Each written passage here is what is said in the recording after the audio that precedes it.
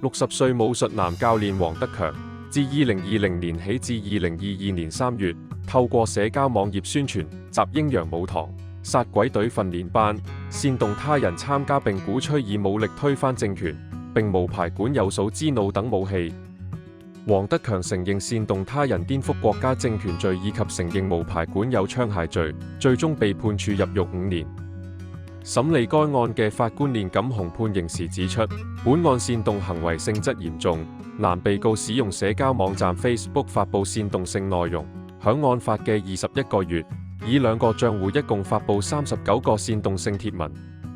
，2個賬戶嘅朋友數量將近6000名。任何一個朋友都可以分享煽動貼文或者透過截圖散播。練官形容如同病毒，一旦發布社交媒體，便無法壓制其增值。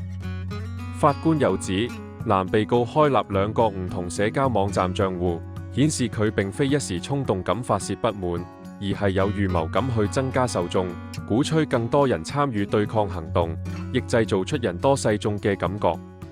法官另指，被告煽動武裝革命嘅行為不限於發文，更租用場地教授武術同儲藏武器，場地佈置更係頌揚烈士同暴動行為，故意煽動學員對政府嘅憤恨。